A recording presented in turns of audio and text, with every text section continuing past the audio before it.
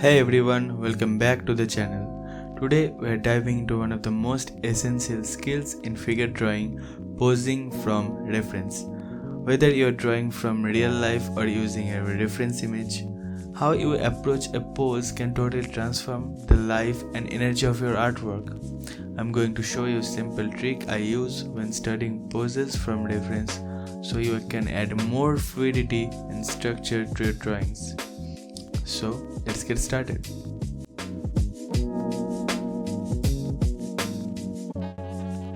You are probably familiar with the classic head count method to check proportions, like how the human figure is usually about 7.5 to 8 heads tall. While this is a good guideline, I found that it doesn't always work perfectly for every pose, especially when you are trying to capture dynamic movement. So instead, we are going to use a little cheat code to make things easier. Step 1. Finding your reference. First, let's talk about finding a reference. If you are new to this, don't overthink it. Just head over to Pinterest and search for posing reference. There's plenty of sources. I'm choosing this one for today. Step 2. Importing the reference. Next, import the image into a drawing app. If you are on a computer, there are plenty of free options like Medibang or Photoshop or Clip Studio Paint, which I'm using. But if you are using your phone, I recommend IBS Paint. It's free and super easy to use. Step 3. Drawing the stick figure. On importing your reference in the app, create a new layer, grab your brush tool and start sketching a basic stick figure. Begin with a circle for the head and then use simple lines for the body.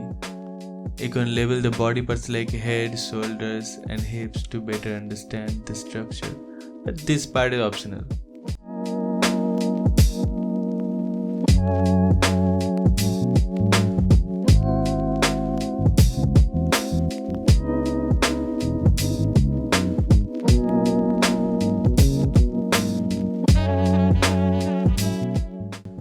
You should end up with something that looks like a basic stick figure with small circles for joints like the shoulders and elbows.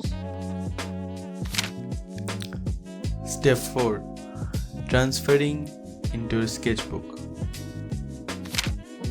Now, transfer that stick figure onto your sketchbook. Start with the head circle, then add the spine, the shoulders, arms and so on.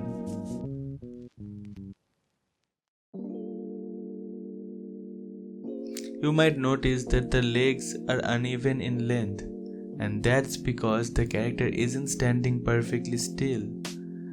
This adds life and dynamism to the pose. Remember, the head count method won't always give you this kind of flexibility. Step 5. Adding details. Once you have the basic structure, you can start adding details like the muscle structure, clothing, and any other features that will bring the figure to life.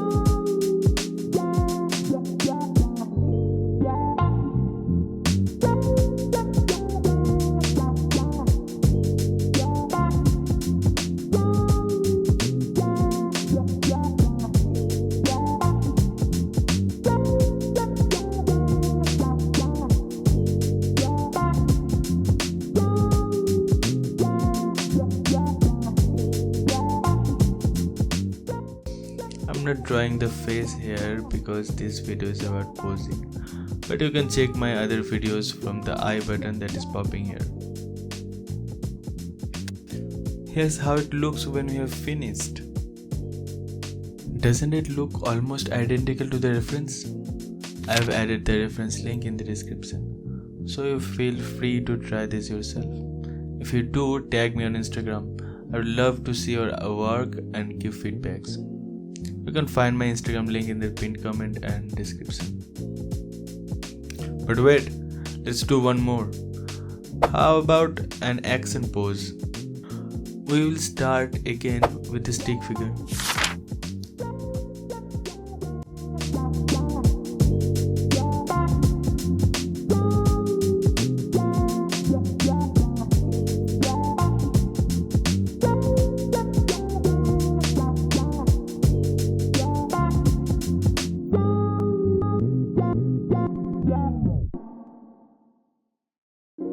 I'm using different colors for the different parts of the body to make it easier to follow. Once again, the steps are the same, so just watch the process and we'll speed through this.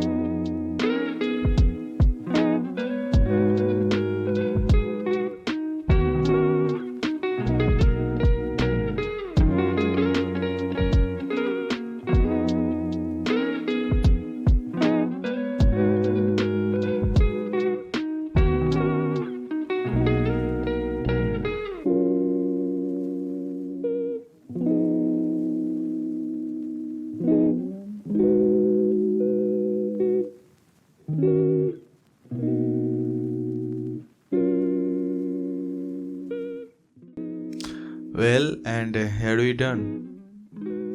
If you found this video helpful, then don't forget to like and subscribe. Got any questions? Drop them in the comments or just DM me on Instagram. Thanks so much for watching and I'll see you in the next video. Until then, goodbye.